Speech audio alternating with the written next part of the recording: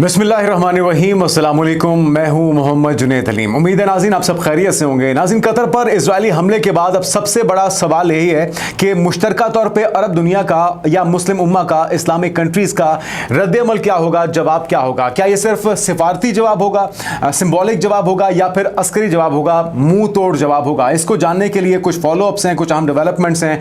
अगले कुछ दिनों में क्या होने जा रहा है, इसको लेकर कुछ अहम डेवलपमेंट्स आपके साथ शेयर करेंगे। फिर पाकिस्तान के लिए कुछ अच्छी खबरें हैं, वो भी आपके साथ शेयर करेंगे। कुछ अहम मंसूबे हैं, वो पाए तकमील तक पहुंच रहे हैं। इराक के हवाले से खबर आई है कि इराक भी पाकिस्तान की एयरफोर्स से सीखने का इरादा रखता है, उसमें दिलचस्पी का इजहार किया गया है।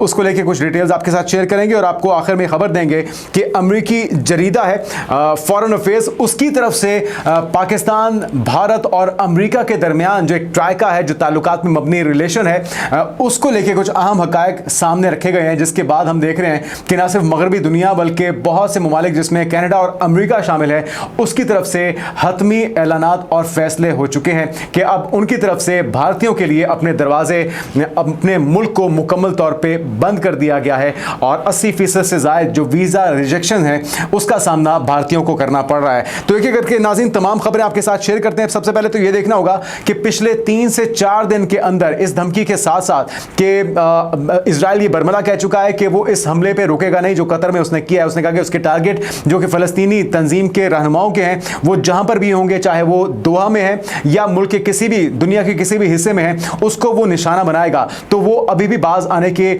मूड में दिखाई नहीं दे रहा। साथ में डोनाल्ड ट्रंप के साथ नाज़रीन मुलाकात होने जा रही है जुम्मे की रात को न्यूयॉर्क के अंदर। अब देखना ये, इस बारे में अभी खबर सामने नहीं आई कि क्या ये दो बदो मुलाकात होगी, 1-to-1 मुलाकात होगी या फिर टेलीफोनिक रब्ता होगा। बहरहाल इम्कान इस चीज़ का जाहिर किया जाए कि कतरी वज़ीर आज़म अमेरिका जाएंगे और उनसे न्यूयॉर्क के अंदर डोनाल्ड ट्रंप की मुलाकात होने जा रही है। लेकिन साथ में हमें देखना होगा जिन ममालिक पे अभी पिछले 3 से 4 दिनों में इजराइल ने हमला किया है, उसके अंदर एक तो ट्यूनिस है, आपको पता है 44 ममालिक की 50 से ज़ायद कश्तियां हैं, शिप्स हैं, जो कि इमदाद की सूरत में उस मुहासरे को तोड़ने जा रही हैं जिसका शिकार इस वक्त फ़लस्तीनी अवाम है, गजा की अवाम है। लेकिन ट्यूनिस की सरहदों पर उसे रोका गया है, ड्रोन के जरिए उस पर भी अटैक किया गया, यानी कि अमन के दाई जो लोग हैं उन्हें भी बख्शा नहीं जा रहा। और मामला नाज़रीन यहाँ पे रुकता नहीं है। ट्यूनिस के अलावा हमने देखा सीरिया में, लुबनान में, गाजा में, कतर में, यमन में और फिर आगे भी वो मजीद कार्रवाइयों की धमकी दे रहे हैं। नाज़रीन, एक अहम चीज जो सामने आ रही है वो ये कि कतर पर हमले से पहले जो प्लान था वो टर्की पे हमला करने था, क्योंकि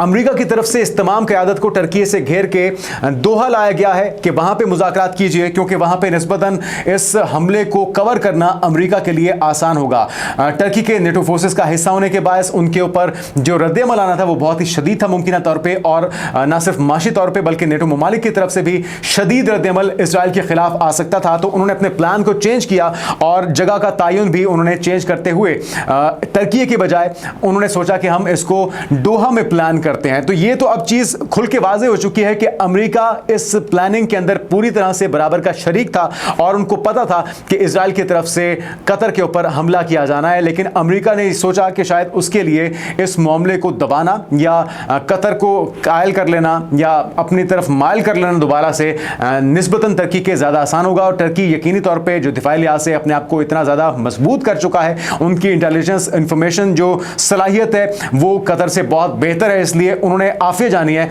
कि हम टर्की से बराह रास्त पंगा ना लें। साथ में खबर ये आ रही है कि आज मुलाकात मुतवक्के है डोनाल्ड ट्रंप के साथ, और गैर मुल्की खबरसां एजेंसी के मुताबिक कतर के वज़ीर आज़म शेख मोहम्मद बिन अब्दुर्रहमान अल सानी अमरीकी सदर ट्रंप के अलावा आला हुकूमती शख्सियात से भी मुलाकातें करेंगे। तो देखना यह है कि अब अमरीका का मौक़िफ़ क्या आता है। क्या अमरीका जो मुमकिन रद्द-ए-अमल है अरब दुनिया का, मुस्लिम ममालिक का, उसके अंदर भी उसी तरह से पूरी तरह से इन्वॉल्व होगा जिस तरह से इजराइल की जाहिरियत के अंदर इन्वॉल्व था? तो फिर किस तरह से खुद को ये बरी ज़िम्मा करार देंगे, ये देखना बाकी है, क्योंकि अभी तक तो हमने देखा है कि इजराइल के सामने अमरीका पूरी तरह से बेबस है और उसको इस बेबसी की वजह से अमरीका के अंदर से भी और अपने इत्तेहादियों की तरफ से भी सख्त तनकीद का और सख्त रद्द-ए-अमल का सामना करना पड़ रहा है। साथ में नाज़रीन सवाल यह है कि कोई फ़लस्तीनी रियासत नहीं बनेगी। नेतन्याहू ने मगरबी किनारे में आबादकारी के तौसी मंसूबे पर दस्तखत कर दिए हैं। साथ में अपने इस जो सियाह सोच है उसका खुलकर इजहार कर दिया। वो कहते हैं कि सिरे से फ़लस्तीन नाम की कोई रियासत वजूद ही नहीं रखती, और साथ में नई आबादकारी के लिए उन्होंने मुआहदे के ऊपर दस्तखत भी कर दिए हैं। तो अब बिल्ली थैले से बाहर आ चुकी है, कोई भी चीज़ छुपी भी नहीं है। तो यकीनी तौर पर जो अरब दुनिया है, जो मुस्लिम ममालिक हैं, उन्हें भी इस चीज़ का फैसला करना होगा कि आपने क्या सिर्फ सिंबॉलिक जवाब देना देना है या फिर अपने आप को बचाना है, क्योंकि इन खदशात का इजहार किया जा रहा है कि अगला निशाना खुदा ना खास्ता सऊदी अरब या मिस्र भी हो सकते हैं। इस चीज़ का इजहार किया गया मुख्तलिफ रहनुमाओं की तरफ से, और साथ में जो तफसीलात सामने आई हैं उसके मुताबिक हम ये देख रहे हैं कि मिस्री अपोजिशन रहनुमा है तारिक हबीब, वो कहते हैं कि रियाज और कायरा पर भी हमला हो सकता है। अब ये इसराइल के लिए बहुत आसान लगता है। दूसरी जानब सोशल मीडिया सार्फिन कहते हैं कि सेहूनी मंसूबे की कोई हद नहीं है, ब्लैकमेलिंग, मुहासरा, बमबारी और कदम कदम पर मशरक़ वुस्ता को रुसवा किया जा रहा है। जो आज खुद को महफूज समझता है वो कल निशाना बनेगा। तो ये चीज़ वाज़ेह हो चुकी है कि चाहे वो सऊदी अरब हो, चाहे वो पाकिस्तान हो, चाहे वो कोई भी दूसरा या तीसरा मुल्क हो, वो कम अज़ कम वो सारी नवाजिशात तो नहीं कर चुका जो कि कतर ने की थी अभी हालिया कुछ हफ्तों पहले। जिस तरह से हमने देखा कि $400 मिलियन का तैयारा डोनाल्ड ट्रंप को तोहफे में देना, $1 ट्रिलियन से ज़ायद की इन्वेस्टमेंट का वादा करना, और इसके बावजूद एक बड़ी एयरबेस के होते हुए अमेरिका की सबसे बड़ी इस खित्ते के अंदर जो एयरबेस है वो कतर के अंदर ही मौजूद है। और इन सारी चीज़ों के बावजूद, इतने करीबी इत्तेहादी होने के बावजूद भी कतर को बख्शा नहीं गया इसराइल की तरफ से। और इसके अंदर नाम फिर बरतानिया का भी आ रहा है, क्योंकि 1500 किलोमीटर का जो फासला तय करके 12 से 14 इजरायली तैयारे आए हैं, वो जो अरब के मुख्तलिफ ममालिक की फ़िज़ाई हुदूद को चीरते हुए आए हैं। और रिफ्यूलिंग के अंदर कहा जा रहा है कि जी बरतानिया का भी किरदार है। तो सारे जो दोगले चेहरे हैं, जो डुअल फेसेस हैं, वो एक एक करके अया हो रहे हैं। तो अब सोचने का वक्त है कम अज़ कम अब ये जो इतवार को इजलास होने जा रहे हैं जिसमें तमाम अरब ममालिक के सरबराहान होंगे, कतर की तरफ से दावत दी गई है और अहम इजलास तलब किया गया है। साथ में वज़ीर आज़म जो है कतरी, उनकी तरफ से सलामती काउंसिल के अंदर इसराइली हमले को सिफारतकारी की तौहीन करार दिया गया, लेकिन साथ में बड़ेपन का मुजाहरा भी किया गया, क्योंकि खदशात ये थे, खबरें भी आ रही थी कि शायद अब जो अमन मुज़ाकरात हैं, जो पीस टॉक हैं, उसको कतर होस्ट नहीं करेगा। लेकिन उनका कहना है कि हम पूरी तरह से तैयार हैं अब भी फैसिलिटेट करवाने के लिए, अमन मुज़ाकरात के लिए हमारा मुल्क, हमारी ज़मीन हाजिर है। और साथ में उन्होंने मजम्मत भी की है इसराइली इक़दाम की। अच्छा, अब हुआ ये नाज़रीन कि जिस वक्त अक़वाम मुत्तहिदा के अंदर ये गुफ्तगू शनीद हो रही थी, एक तो पाकिस्तान की तरफ से सख्ती से मजम्मत की गई है और इसको जारहाना इक़दाम इजराइल का करार दिया गया है। साथ में तल्ख जुमलों का तबादला भी हुआ है। इस मौके पर जो इजरायली नुमाइंदा था उसके दरमियान और पाकिस्तानी मंदूबीन के दरमियान सख्त जुमलों का तबादला हुआ है और गर्मी सर्दी भी हुआ है, क्योंकि पाकिस्तान की तरफ से न सिर्फ इसको एक जारहाना इक़दाम करार दिया गया, बल्कि पाकिस्तान को जो बार बार नाम उछाला जा रहा है 9/11 के वाक़यों का हवाला देके, अलकायदा को टारगेट करने का हवाला देके, उसके ऊपर पाकिस्तान की तरफ से शदीद मजम्मत की गई है। और पाकिस्तान ने कहा है कि आप अपने बयानात को लगाम डालें, वरना पाकिस्तान इस तरह की जो जाहिरियत है उसको किसी तौर पे भी बर्दाश्त नहीं करेगा। वज़ीर आज़म शहबाज शरीफ पहले ही यकजहती का इजहार कर चुके हैं और अब ये जो संडे को इतवार के रोज़ मुज़ाकरात होने जा रहे हैं, बुनियादी तौर पे इसमें अगले लाहे अमल का फैसला होगा कम से कम, क्योंकि अभी तक बाजार ये लगता है कि वो सारे अरब ममालिक जो कि रिलाय करते हैं अपनी सिक्योरिटी के लिए अमेरिका के ऊपर, उन्हें सोचने का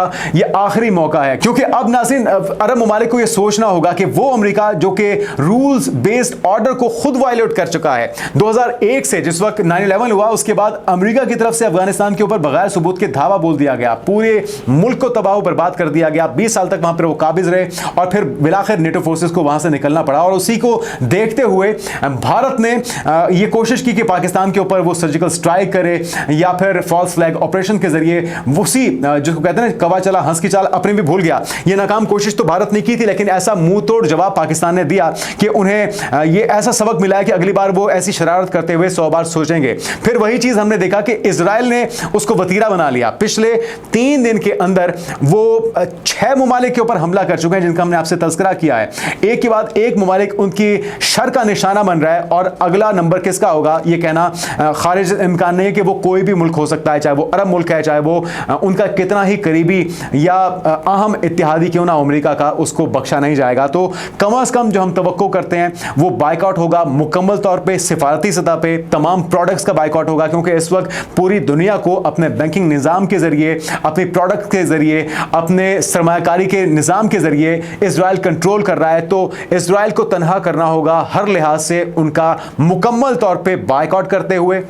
और जब उनकी कमर की जो हड्डी है, जो रीढ़ की हड्डी है, वो टूटेगी और उनको माशी तौर पे धचका पहुंचेगा, तो शायद उनको लगाम डालना पहले से ज़्यादा आसान होगा। दूसरी ऑप्शन ये है कि फौरी तौर पे एक ऐसा जन्नाटेदार थप्पड़ रसीद किया जाए, अस्करी सतह पे एक ऐसा फौरम तश्कील दिया जाए, एक ऐसी फोर्स तश्कील दी जाए जिसके अंदर तमाम अरब ममालिक हों, जिसके अंदर तमाम मुस्लिम ममालिक हों, और वो तमाम ममालिक जिसको यकीनी तौर पर पाकिस्तान को इसको लीड करना चाहिए, क्योंकि पाकिस्तान मुस्लिम दुनिया का वाहिद एटॉमिक मुल्क है और अपने जो सलाहियत सलाहियतों की बिना पे, जिसका हमने खुल के मुजाहरा किया है, इजहार किया इस हालिया मई के अंदर पाक भारत जंग के अंदर, अब मेरे ख्याल में इसके बाद कोई दो राय नहीं होनी चाहिए कि पाकिस्तान को इस जंग को लीड करना चाहिए। और वो वक्त दूर नहीं है कि पाकिस्तान का नंबर भी आ जाए, खुदा ना खास्ता, क्योंकि पाकिस्तान के साथ जो हम देख रहे हैं अभी तक तो ये जसारत इजराइल ने नहीं की, लेकिन अपने ख्वाहिशात का इजहार वो बारहा कर चुके हैं। तो संडे को जो इजलास होने जा रहा है, जिसमें कतर मौजूद होगा, जिसमें सऊदी अरब होगा, जिसमें पाकिस्तान और दीगर ममालिक होंगे,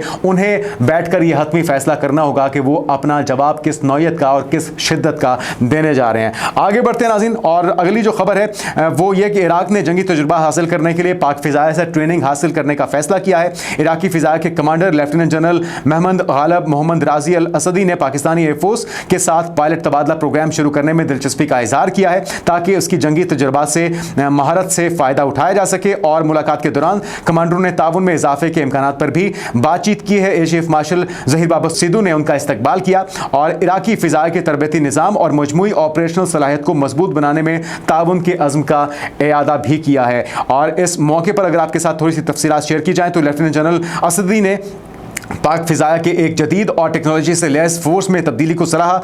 इराक की तरबियती ढांचे को बुनियादी से लेकर आला सतही हरबी तरबियत तक असर नौ तरतीब देने के लिए इसकी मदद तलब की है। उन्होंने पाकिस्तान की national aerospace science and technology park में पेश की जाने वाली जिद्दत को भी सराहा और साथ में इराक में एक ऐसा निज़ाम कायम करने की ख्वाहिश का इजहार किया है जो तालीमी इदारों, सनत और दिफा को आपस में जोड़ेगा। साथ ही इंटीग्रेटेड एयर ऑपरेशन सेंटर और PF साइबर कमांड का दौरा किया गया, जहां उन्हें फिजाया की टेक्नोलॉजी और ऑपरेशनल सलाहियतों पर ब्रीफिंग दी गई है।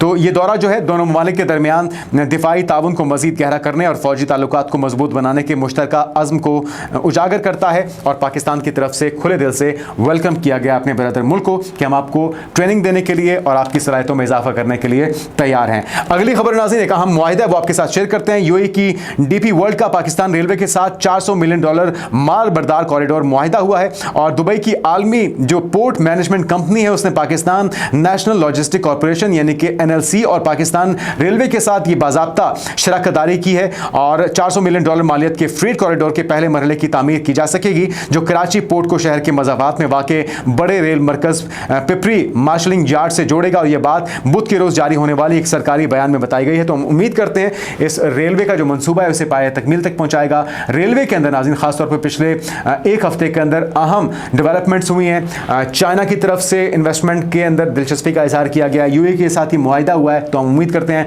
न सिर्फ सफरी सहूलियात बल्कि रेलवे का जो इंफ्रास्ट्रक्चर है उसको आने वाले दिनों में, आने वाले महीनों में बहुत तेज़ी के साथ बेहतर किया जाएगा और अपग्रेड किया जाएगा। अब नाज़रीन, पाकिस्तान के मुकाबले में भारत पर इन्हिसार जो है उसको लेकर अमरीकी जरीदा है फॉरेन अफेयर, उसने भांडा फोड़ दिया है और आईना दिखा दिया है भारत को। क्या क्या इंकशाफात किए गए हैं ज़रा सुन लीजिए। मारूफ अमरीकी जरीदे फॉरेन अफेयर ने अपनी ताज़ा रिपोर्ट में एतराफ़ किया है कि अमरीका की भारत पर इन्हिसार की जो पॉलिसी है ये पूरी तरह से नाकाम हो चुकी है और पाकिस्तान को ज़्यादा काबिल एतमाद शराकतदार फॉरेन अफेयर मैगजीन की तरफ से करार दिया गया है। उनके मुताबिक कभी भी अमरीका का भरोसामंद इत्तेहादी इंडिया तो नहीं रहा, साथ में उन्होंने कहा कि ना ही वो वाशिंगटन की तवक्कुआत पर पूरा उतरा है और अब वक्त आ गया है कि अमेरिका पाकिस्तान पर एतमाद करे और इसे खित्ते में अपना स्ट्रेटेजिक पार्टनर बनाए। साथ ही फॉरेन अफेयर ने इस बात को उजागर भी किया है कि डोनाल्ड ट्रंप पहले ही पाकिस्तान की दहशतगर्दी के खिलाफ जो इकदामात हैं और भारत के साथ कशीदगी कम करने की कोशिशों को सराह चुके हैं। और रिपोर्ट में तिजारती और तवानाई मुआहिदों को दोनों ममालिक के लिए फ़ायदेमंद करार देते हुए कहा गया है कि रिकोडेक समेत पाकिस्तान के वसाइल में अमरीकी सरमायाकारी खित्ते के इस्तेहकाम का बायस बन सकती है। और इसके अलावा साथ में उन्होंने खबरदार भी किया है कि अमेरिका सिर्फ भारत पर तवज्जो मरकूज रखता है तो इससे खित्ते में तकसीम और जंग का खतरा मजीद बढ़ जाएगा। पाकिस्तान की नई कौमी सलामती पॉलिसी में अमेरिका और चीन के साथ मुतवाज़न ताल्लुकात पर जोर दिया गया और पाकिस्तान माजी में भी उन्होंने कहा है कि बीजिंग और वाशिंगटन के दरमियान पुल का किरदार अदा कर चुका है। और इस रिपोर्ट के मुताबिक भारत पर मरकूज अमेरिकी पॉलिसी न सिर्फ पाकिस्तान को दूर करेगी बल्कि खित्ते में वाशिंगटन की पोजीशन को भी कमज़ोर बना देगी। अच्छा, भारत की जो मुसलसल दोगली पॉलिसी है ना नाज़रीन, उसके ऊपर शिद्दत के साथ अमेरिकी थिंक टैंक सोचने पे और उसका इजहार करने पे मजबूर हो चुके हैं। ये मामला सिर्फ ट्रेड तक नहीं है, ट्रेड में तो उन्होंने खुद को फायदा पहुंचाया, अमेरिका को नुकसान पहुंचाया। फिर उसके बाद हमने देखा कि उन्होंने दोगली जो पॉलिसी अपनाई है यूक्रेन रशिया वॉर के अंदर, यूक्रेन से आप दोस्ती की पींगे बढ़ाते रहे, रशिया से सस्ता तेल खरीदते हुए इसको दुनिया में महंगा करके बेचते रहे, रिफाइन करके बेचते रहे, और इस सैंक्शन का जो सिलसिला था रशिया के ऊपर उससे डैमेज किया। हमने आपको कल ही खबर दी थी कि अपने जवानों को रशियन फोर्सेस के अंदर वो भर्ती करवाते रहे, फौज के अंदर भर्ती करवाते रहे, और उसके अंदर भी ईंधन का काम करते रहे, रशिया से हथियार खरीदते रहे और अमेरिका को डैमेज करते रहे। साथ में जिस तरह से इस खित्ते के अंदर ठेकेदार का वो किरदार अदा करना चाहते थे, चौधराहट का किरदार अदा करना चाहते थे। पाकिस्तान और भारत के दरमियान जो मई के अंदर जंग हुई है, वो चाइना का मुकाबला तो दरकिनार, पाकिस्तान का सामना नहीं कर सके, तो सारी जो तवक्कुआत थी अमेरिका की वो बुरी तरह से कोलैप्स कर गई। अब अमेरिका के अंदर मौजूद जो सूझ बूझ रखने वाले लोग हैं वो खुल के बयान करने पर मजबूर हो चुके हैं कि ऐसे शख्स का एतबार करना बिल्कुल भी पाकिस्तान के साथ जो अपने आप को ना कटवा चुका है, अपने अंदर से उन्हें शदीद तनकीद का और मुखालफत का सामना करना पड़ा, तो वो भारत अमेरिका के किस काम आएगा। तो अब मेरे ख्याल में इसमें कोई दो राय नहीं है। पाकिस्तान का जो इसके बरखिलाफ इसके मुकाबले में जो किरदार है वो बहुत ही कैटेगोरिक है। पाकिस्तान की तरफ से अपने 90,000 जो जानों का कुर्बानी दी गई है दहशतगर्दी के खिलाफ जंग में, पाकिस्तान की तरफ से अपनी सलाहियतों का इजहार जो अस्करी लिहाज से किया गया वो अपनी जगह सिफारती तौर पर पाकिस्तान ने जिस तरह से बैलेंस क्रिएट किया है चाइना और अमेरिका के साथ ताल्लुकात को इस्तवार करते हुए, साथ में जो डोनाल्ड ट्रंप की सीज़फायर की कोशिशें थी, उस सारी जो टाइमलाइन है नाज़रीन, ये सारी वो रीजन है जिसकी वजह से अब फाइनली इस चीज़ का इजहार किया जा रहा है। साथ में एक तरफ तो डोनाल्ड ट्रंप ने ट्वीट कर दी, मार्को रूबियो ने बयान दे दिया कि जी हम अपने जो दोस्त है भारत है उसका ख्याल रखते हैं, उसके ताल्लुकात को इस्तवार करना चाहते हैं, लेकिन बुनियादी तौर पर हकीकत यह है कि डोनाल्ड ट्रंप पूरी तरह से जान चुका है कि भारत से कुछ हासिल होने वाला नहीं है। साथ ही यूरोपियन यूनियन से उन्होंने कह दिया कि इनके ऊपर 100% टैरिफ आयद होना चाहिए। और नाज़रीन इस ट्वीट के बाद जो भारतीय रद्द-ए-अमल था वो बड़ा ही हैरान कुन था, यानी कि एक ट्वीट से बिल्कुल ही पिघल गए, मुहम हो गए और लेटने वाली सूरत हाल हो चुकी है, जिसके ऊपर कांग्रेस बड़ी तनकीद करे कि जी आपने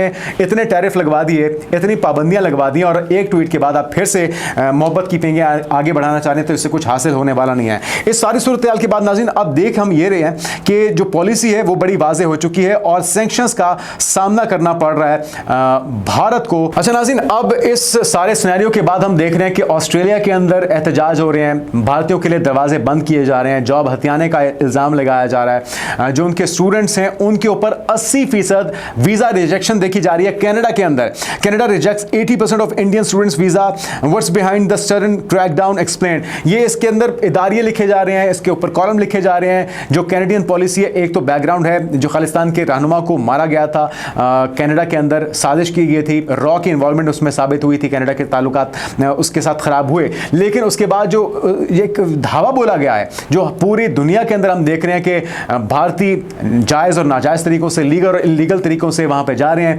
जॉब्स हथिया रहे हैं, लोकल्स जो हैं, जो वहाँ के नेशनल्स हैं, उनके हुकूक पे डाका डाल रहे हैं। तो ये सिलसिला बरतानिया में, अमेरिका में, कनाडा में, ऑस्ट्रेलिया में, पूरे मगरब के अंदर, पूरे यूरोप के अंदर देखा जा रहा है कि लोगों की तरफ से, ममालिक की तरफ से, हुकूमतों की तरफ से अपने दरवाजे बंद किए जा रहे हैं और कहा जा रहा है कि जी हमारी इंडियन से किसी तरीके से जान छुड़वाई जाए, क्योंकि भाजपा सरकार की जो पॉलिसी है अब वो एक्सपोज हो चुकी है और दुनिया उससे जान छुड़वाना चाहती है। यही सिलसिला नाज़रीन हम अमेरिका के अंदर भी देख रहे हैं। अमेरिका की तरफ से कहा जाएगा कि no more visa for Indians से Trump supporters, America is full. वो कह रहे हैं कि जी हमारा मुल्क हो चुका है फुल और हम अब इंडियंस के लिए कम अज कम अपने वीजे जो हैं वो देने को तैयार नहीं है। तो ये वो सारी पॉलिसीज हैं, मोदी की नफरत अंगेज सियासत, अब उसके असरात भारतीय आवाम को भुगतने पड़ रहे हैं रिजेक्शन की सूरत में और जवाब दिया जा रहा है, साफ इनकार किया जा रहा है कि जी किसी भी और शहरियत का हामिल हमारे मुल्क में आ जाए सिवाय इंडियंस के लिए, तो इंडियंस के लिए किसी मुल्क में कोई जगह नहीं है और इसका जिम्मेदार सिर्फ और सिर्फ नरेंद्र मोदी है। आने वाले दिनों की पेशरफ से आपको आगाह करते रहेंगे। अब तक के लिए इतना ही, अपना ख्याल रखिएगा।